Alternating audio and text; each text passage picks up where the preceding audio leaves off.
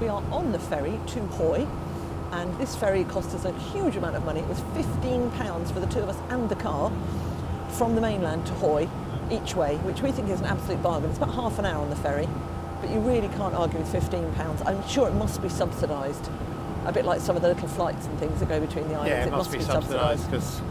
But it's good news for us, because 15 quid, you can't really argue with that. No, you can't at all. No. And I did actually make a muck-up when I booked, because originally I booked for us to come back the minute after we landed, but we then just thought, well, for £15 we rebooked and just booked back the next day, which was fine. So when I checked in just now, she said, oh, you're coming straight back. So I said, no, we had a bit of a mess up there when we booked, so we're actually coming back tomorrow. So luckily there was a space for tomorrow anyway. That's fine. To come back, but yeah, it's been lovely to see what this island is like. It will There's be. only about one road with a couple of off spurs. Yeah. But yeah, it'd be great to see what it's like. It will be. I'm looking Is it forward windy to up here? It is a little bit windy. I don't know if you can tell it from my hair, but it is a little bit windy.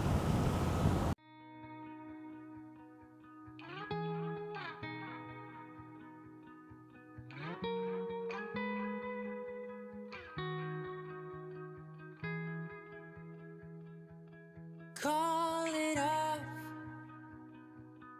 let it go. We are on the walk to the Old Man of Hoy. It's going to be about 3.5 miles one way. It's an RSPB bird sanctuary as well, which will be interesting. And down there you can see Henry. Right in the distance. Right in the distance, in the bottom of the car park there. So far we've only been less than a mile. Have we really? Oh, But dear. it's very nice there. Yeah, come on, Rog, come on. It is. We've got another 2.5 miles to go, I'm afraid. Oh dear me. But hopefully we've done quite a lot of the uphill, you never know. We will see. So we've walked 2.89 miles. Roughly. Roughly. I just checked on my watch. And we have got to the Old Man of Hoy. And the weather is quite incredible. The view is amazing. You can see for miles. You can see the mainland.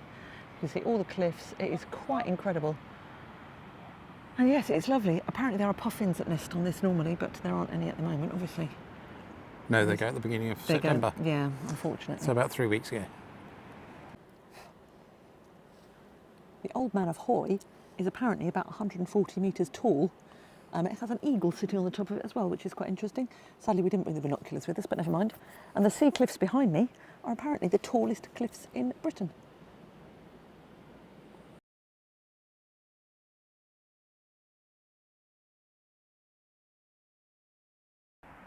We walked to the Old Man of Hoy. That was very nice. It was beautiful up there, and it's absolutely beautiful here.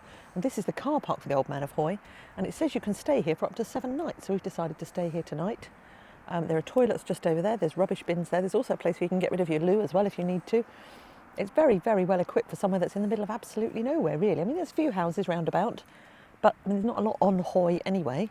And this is hopefully going to be a beautiful park up for the night. And we did say in the morning we'd walk down to the beach over there and see what that's like. It's lovely, isn't it? There's only one other camper van here at the moment. It's, I don't know, 5 o'clock, something like that. Hoppers 4.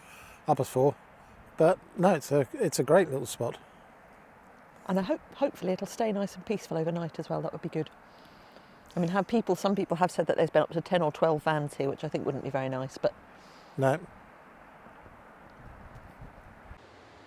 This is Ranwick Bay Beach, and it is 6:05 in the evening. It's still about 18 degrees, and it's the middle of September, and we're in the Orkney Islands. Who'd have thought it? It is absolutely gorgeous. And there's hardly anybody else around as well, a real bonus.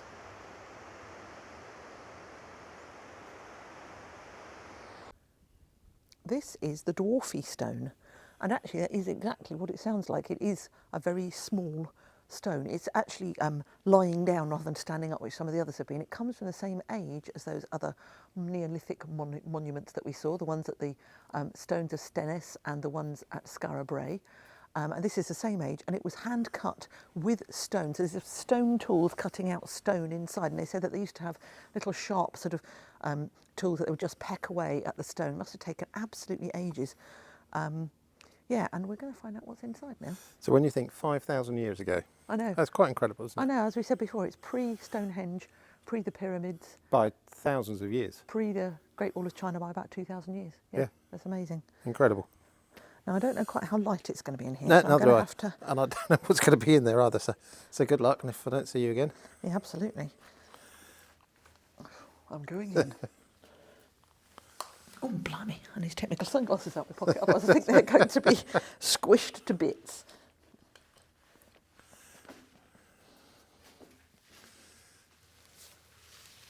It would have been cosy, but on the other hand, when Yeah, you but they think- weren't living in here, though, were they? I don't know. No, apparently this was for human remains, I believe. Okay. So this was kind of like an offertory sacrifice-y kind Okay, of a place. tomb. How is it in there? It's slightly higher when you get in, not a lot. And there's a little bit of graffiti in here. Actually, it's surprisingly spacious. It's not too bad at all. Do you want me to have the camera? I was going to say, why don't we swap? I don't know whether you'll be able to see anything with the camera, but we can give it a go. I've got my phone here as well. So this is kind of what it's like inside. You can see it's just a little chamber on one side, and then on the other side there is another little chamber, and apparently they used to put human remains in here, presumably to preserve them for the afterlife, one assumes. Very cosy, and also you have to say you think the humans would have been pretty small as well. They wouldn't have certainly been lying out flat, that's for sure. Yeah.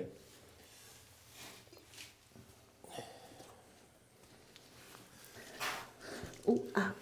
And Jill coming out again. Elegance and grace. Well, it's pretty damn small in there. And I didn't want to crawl because I didn't want to get filthy trousers. As you say, with elegance and grace, these things are done, aren't they? But I'm glad we went in there, actually. It was very... Do you want to go in there, Roger? I will do, yes. But again, it's amazing views around here, isn't it? It's just a lovely location. Henry's Park just over there. But other than that, you can see a few telegraph poles. There was somebody parked next to him who'd obviously spent the night there, which always annoys me when people are taking up...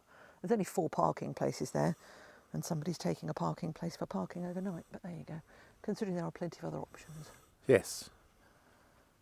But it's a fantastic valley, this, isn't it? It is a lovely valley. The island of Hoy. I'd like to film you going in now. Oh, no. No, come on, we want to see you going in now. Mind your head.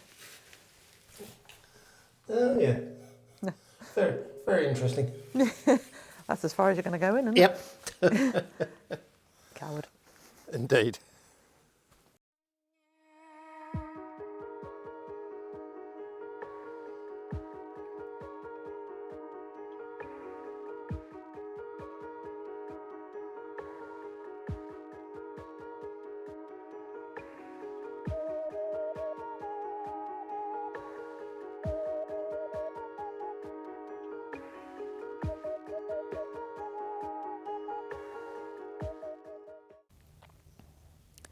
This is Lymus Naval Cemetery, and you can see by how many headstones there are, how many people were killed here or very near here. And then we've got the Second World War and the First World War. It's a very moving place. And I always find these gravestones that, you know, they just bring it home to you, don't they? This is only such a small section of the people who died. It's quite shocking, really. But it's a beautiful, peaceful place, and I'm sure that actually the families and things would find great solace here.